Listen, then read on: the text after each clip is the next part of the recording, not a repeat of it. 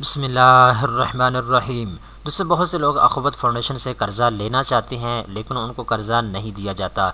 इसकी बड़ी वजह यह है कि आप अख़ुवत फ़ाउंडेशन की जो कर्ज़ा देने की रिक्वायरमेंट्स हैं आप उनको पूरा नहीं करते। इस वीडियो के अंदर मैं आपको अख़ुवत फ़ाउंडेशन की कर्ज़ा देने की जो रिक्वायरमेंट्स हैं वो तफसील के साथ बताऊँगा। इसके साथ साथ अख़ुवत फ़ाउंडेशन की कर्ज़ा देने की पॉलिसी क्या है, जब आप कर्ज़ा अप्लाई करने के लिए जाते हैं कौन कौन से कागज़ात की आपको ज़रूरत होती है, आपने दरख्वास्त कैसे जमा करवानी है, ये सारी तफसीलात स्टेप बाई स्टेप इस वीडियो के अंदर आपको बताई जाएगी। तो सबसे पहले नंबर पे दोस्तों एक चीज़ अपने ज़हन में रख लीजिएगा, पूरे पाकिस्तान के अंदर अख़ुवत फ़ाउंडेशन के दफ़ातर मौजूद हैं। पाकिस्तान के चारों सूबों में, पंजाब, सिंध, बलूचिस्तान, KP के, इवन के इस्लामाबाद और आज़ाद कश्मीर में भी इनके दफ़ातर मौजूद हैं। तो आप इनके दफ्तर में जाकर कर्ज़े की दरख्वास्त जो है वो जमा करवा सकते हैं। अब दोस्तों, अख़ुवत फ़ाउंडेशन के कर्ज़ा देने की कुछ रिक्वायरमेंट्स हैं जिनको आपने पूरा करना होता है।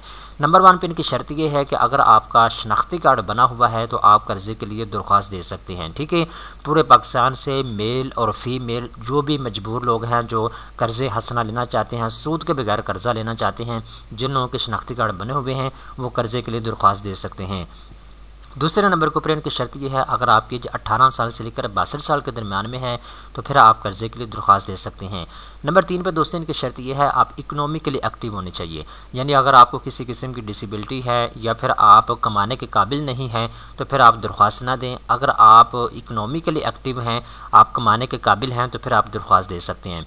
इसके बाद नंबर 4 पे इनकी शर्त यह है, आप किसी किस्म के क्रिमिनल नहीं होने चाहिए, तब आपको कर्ज़ा मिलेगा। अगर आप किसी किस्म के क्रिमिनल हैं, अगर आप किसी पुलिस को मतलूब हैं, इश्तिहारी हैं, चोरी चकारी में मुलव्वस हैं तो फिर आपको कर्ज़ा नहीं मिलेगा। ठीक है, इसके बाद जी नंबर 5 के ऊपर अख़ुवत फ़ाउंडेशन की जो रिक्वायरमेंट्स हैं उसमें एक शर्त ये भी है कि आप अपनी कम्युनिटी में, अपने ख़ानदान में अच्छे अखलाक को, किरदार के मालिक होने चाहिए। ठीक है, अगर आपको किसी ख़ानदान के बंदे से आपके बारे में पूछा जाता है कि ये बंदा कैसा है तो आपका जो अखलाक और किरदार है आपके ख़ानदान में अच्छा होना चाहिए। हर बंदा ये कहे कि ये बंदा ठीक है, ठीक है, चोरी चकारी में मुलव्वस नहीं है, ड्रग्स वगैरह में मुलव्वस नहीं है, कोई नशई नहीं है। ठीक है, तो अगर आप अच्छे अखलाक व किरदार के मालिक हैं तो फिर आपको कर्ज़ा मिलेगा, अदरवाइज़ आपको कर्ज़ा नहीं मिलेगा। ठीक है, इसके बाद जी अख़ुवत फ़ाउंडेशन की एक और शर्त है कि जब आप कर्ज़े के लिए दरख्वास्त देंगे उसके बाद जी आपसे 2 बंदे गारंटी के तौर पे मांगे जाएंगे। तो आपने 2 बंदे अख़ुवत फ़ाउंडेशन को गारंटी के तौर पे मुहैया करने होंगे। ठीक है, ये 2 बंदे आपके ख़ानदान में नहीं होने चाहिए, आपके ख़ानदान के अलावा होने चाहिए। आपके दोस्त हो सकते हैं, आपके कुछ सलाम दुआ वाले बंदे हो सकते हैं, आपके कोई मज़दूर भाई हो सकते हैं। ठीक है, तो आपके ख़ानदान के अलावा 2 बंदे आपको गारंटी के तौर पे अख़ुवत फ़ाउंडेशन को मुहैया करने होंगे। ठीक है, इसके बाद इनकी एक और शर्त है, अगर आप अख़ुवत फ़ाउंडेशन के ऑपरेशनल एरिया में रहते हैं तो फिर आप कर्ज़े के लिए दरख्वास्त दे सकते हैं। यानी अख़ुवत फ़ाउंडेशन का जहाँ पे दफ्तर मौजूद है आप उस दफ्तर के 2 किलोमीटर या 2.5 किलोमीटर के एरिया में रहते हैं तो फिर आप कर्ज़े के लिए दरख्वास्त दे सकते हैं। ठीक है, अगर आप ऐसे एरिया में रहते हैं जहाँ पे अख़ुवत फ़ाउंडेशन एग्जिस्ट नहीं करता, अख़ुवत फ़ाउंडेशन का दफ्तर ही मौजूद नहीं है तो फिर आप जो है दरख्वास्त नहीं दे सकते। तो बेसिकली 5 बड़ी शर्तें हैं, या कहने के 5 किस्म के लोग ऐसे हैं जिनको कर्ज़ा जो है वो उमूमी तौर पे मिल जाता है अख़ुवत फ़ाउंडेशन के। ठीक है, नंबर 1 पे तो ऐसे तमाम अफराद जिनके शनाख्ती कार्ड बने हुए हैं जिनकी एज कम से कम 18 साल है। ठीक है, इसके बाद नंबर 2 पे ऐसे अफराद जो किसी किस्म की क्रिमिनल एक्टिविटी में शामिल नहीं है। इसके बाद नंबर 3 पे जी 2 बंदे जो गारंटी के तौर पर मुहैया कर सकते हैं। इसके बाद नंबर 4 पे जो अख़ुवत फ़ाउंडेशन के ऑपरेशनल एरिया में रहते हैं। नंबर 5 पे जो अपनी कम्युनिटी में अच्छे अखलाक व किरदार के मालिक होते हैं। ठीक है, तो बेसिकली ये 5 शर्तें हैं, ये 5 किस्म के लोग हैं जिनको जो है अख़ुवत फ़ाउंडेशन से ईज़िली कर्ज़ा जो है वो मिल जाता है। बाकी मैंने अख़ुवत फ़ाउंडेशन की जो कर्ज़ा देने की रिक्वायरमेंट्स हैं वो तफसील के साथ मैंने आपको बता दी हैं। ठीक है, अब दोस्तों एक और चीज़ तफसील के साथ हम डिस्कस कर लेते हैं। जो अख़ुवत फ़ाउंडेशन आपको कर्ज़ा देता है ये सूद के बगैर कर्ज़ा होता है। यानी अगर आपने 2 लाख रुपये कर्ज़ा लिया है तो आपने 2 लाख ही वापस करना है। अगर आपने 1 लाख रुपये कर्ज़ा लिया है तो आपने 1 लाख ही वापस करना है। ठीक है, ये कर्ज़े हसना के ऊपर इनका जो है मॉडल जो है वो काम करता है। अब दोस्तों मेन चीज़ आ जाती है, आपने कर्ज़े के लिए दरख्वास्त कैसे जमा करवानी है, उसका तरीक़ाकार क्या है। तो सबसे पहले नंबर पे आपने काम यह करना है, आपने अपने इलाके की जो अख़ुवत फ़ाउंडेशन की ब्रांच है वो आपने तलाश करनी है। अब आपको कैसे पता चलेगा कि आपके इलाके में अख़ुवत फ़ाउंडेशन की ब्रांच कहाँ पे मौजूद है? तो उसके लिए अख़ुवत फ़ाउंडेशन ने अपनी ऑफिशियल वेबसाइट के ऊपर यहाँ पे ब्रांच नेटवर्क का ऑप्शन दिया हुआ है। ठीक है, आप यहाँ पे आए, पूरे पाकिस्तान के अंदर जितनी भी अख़ुवत फ़ाउंडेशन की ब्रांचें हैं उनके एड्रेस और ब्रांच मैनेजर का नाम और ब्रांच किस जगह पे है और ब्रांच का फ़ोन नंबर क्या है, ये सारी तफसीलात यहाँ पे आपको दे दी गई हैं। ठीक है, अब यहाँ पे देखें कहाँ पे ब्रांच अवेलेबल है, उसका एड्रेस क्या है, कौन से सूबे में है और कौन सा शहर के अंदर ब्रांच है, ब्रांच मैनेजर का नाम क्या है, ब्रांच मैनेजर का फ़ोन नंबर क्या है, ये सारी चीज़ें यहाँ पे आपको दे दी गई हैं। तकरीबन पूरे पाकिस्तान में 750 के करीब इनके दफातर हैं। तमाम दफातर की लोकेशन, तमाम दफातर के फ़ोन नंबर, मैनेजर का नाम, दफातर के एड्रेस वगैरह यहाँ पे आपको दे दिए गए हैं। ठीक है, ये आप अपनी स्क्रीन के ऊपर देख सकते हैं। ठीक है, मैं आपको लिंक नीचे डिस्क्रिप्शन के अंदर प्रोवाइड कर दूँगा, आप उसको ओपन करके भी ब्रांच नेटवर्क देख सकते हैं। अच्छा, जब आपने अख़वत फाउंडेशन के दफ्तर में जाना है, दफ्तर में जाने के बाद आप इनके नुमाइंदों को मिलेंगे, आप इनको बताएं जी मैं इस काम के लिए कर्ज़ा लेना चाहता हूँ। ठीक है, अगर आप ब्रांच के जो नुमाइंदा है उसको मुतमिन कर पाते हैं तो वो आपको एक फ़ार्म देगा। ठीक है, आपने उस फार्म को अच्छे तरीके के साथ पुर करना है।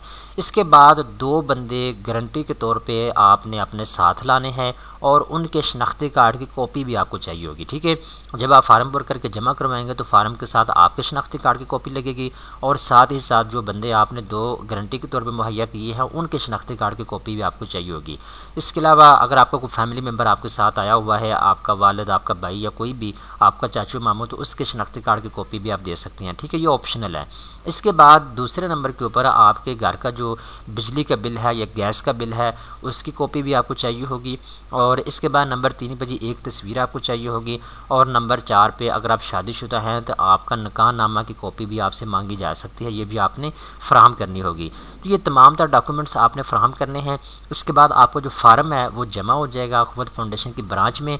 इसके बाद इनका एक प्रोसेस होता है छानबीन करने का कि वाक़तन ये बंदा जो है इसको कर्ज़ा देना चाहिए या नहीं देना चाहिए। ठीक है, क्योंकि अख़वत फाउंडेशन से उमूमी तौर पे वही लोग कर्ज़ा जो लेते हैं जो वाक़तन मुस्तहिक़ होते हैं, गरीब तबके से ताल्लुक़ रखने वाले होते हैं, मजबूर लोग होते हैं, उनको ज़्यादा जो है कर्ज़ा दिया जाता है। तो यहाँ पे इनका जी जब आपकी दरख्वास्त जमा हो जाती है दफ्तर में, उसके बाद इनका स्टाफ जो है आपकी दरख्वास्त को चेक करता है, आपकी दरख्वास्त को अप्रूवल देता है।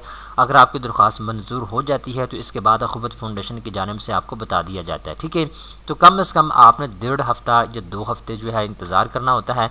हफ़्ता 1.5 हफ़्ता जो है इसके अंदर अंदर आपकी दरख्वास्त जो है वो मंजूर हो जाती है। तो जब आपकी दरख्वास्त मंजूर हो जाती है उसके बाद आपके इलाके में जितने भी लोग होते हैं जिन्होंने अख़वत फाउंडेशन से कर्ज़ा लेने के लिए अप्लाई किया हुआ होता है, जिनकी दरख्वास्तें मंजूर हो चुकी होती हैं, उन तमाम लोगों को आपके इलाके की जो मस्जिद है, जो मदरसा है, उसके अंदर बुलाया जाता है और वहाँ पे जो है एक छोटी सी महफ़िल रखी जाती है। तो वहाँ पे आप तमाम लोगों को मस्जिद के अंदर जाके जो कर्ज़ा है वो तकसीम किया जाता है। ठीक है, तो ये इनका तरीक़ाकार होता है कर्ज़ा देने का।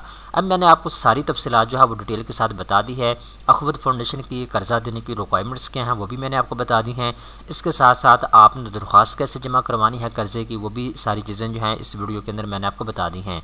आपने अख़वत फाउंडेशन के जो दफातर हैं वो कैसे तलाश करने हैं, आपके इलाके का दफ्तर आपको कहाँ से मिलेगा, उसका भी तरीक़ाकार मैंने आपको बता दिया है। अब दोस्तों यहाँ पे एक चीज़ अपने ज़हन में रखें, बहुत से दोस्त ये पूछते हैं कि अख़वत फाउंडेशन जो है कितना कर्ज़ा फ़राहम करता है और किस किस काम के लिए हम अख़वत फाउंडेशन से कर्ज़ा ले सकते हैं। तो इसके ऊपर मैं ऑलरेडी आपको वीडियो बना के दे चुका हूँ, लेकिन फिर भी मैं आपको बता देता हूँ। अख़वत फाउंडेशन से आप घर बनाने के लिए कर्ज़ा ले सकते हैं, अख़वत फाउंडेशन से कारोबार शुरू करने के लिए कर्ज़ा ले सकते हैं, अख़वत फाउंडेशन से आप जो है एजुकेशन मकासद के लिए कर्ज़ा ले सकते हैं। अगर कोई आपके घर का फ़र्द बीमार हो चुका है उसके इलाज के लिए आप कर्ज़ा ले सकते हैं। इसके अलावा अगर आपने अपनी बहन बेटी की शादी करनी है तो उसके लिए आप कर्ज़ा ले सकते हैं। इसके अलावा एमरजेंसी किसी भी ज़रूरत के लिए आप कर्ज़ा ले सकते हैं। ठीक है, कर्ज़ा जो है 1 लाख, 1.5 लाख, 2 लाख तक भी आप कर्ज़ा ले सकते हैं। घर बनाने के लिए थोड़ा सा ज़्यादा कर्ज़ा दे देते हैं। ठीक है, तो मेन जो आपके इलाके की ब्रांच है वहाँ से आपको इन्फॉर्मेशन मिल जाएगी। ठीक है, बाकी जिन्होंने अपनी वेबसाइट के ऊपर जो चीज़ें बताई हुई हैं वो ऑलरेडी मुख्तलिफ वीडियोज़ के अंदर मैं आपको बता चुका हूँ। आज की वीडियो बनाने का बेसिकली मकसद ये था कि आप दोस्तों को बताया जा सके कि अख़वत फाउंडेशन की जो कर्ज़ा देने की पॉलिसी है वो क्या है। अख़वत फाउंडेशन ने जो कर्ज़ा देने की पॉलिसी में तब्दीलियाँ की हैं वो भी मैंने आपको बता दी हैं। और 2023 और 2024 में आप कर्ज़ा किन शराइत ज़वाबित के ऊपर ले सकते हैं, सारी चीज़ें मैंने आपको तफसील के साथ बता दी हैं। उम्मीद करता हूँ ये वीडियो आपको पसंद आई होगी। इस तरह की मज़ीद अच्छी मालूमात हासिल करने के लिए चैनल को सब्सक्राइब कर लें।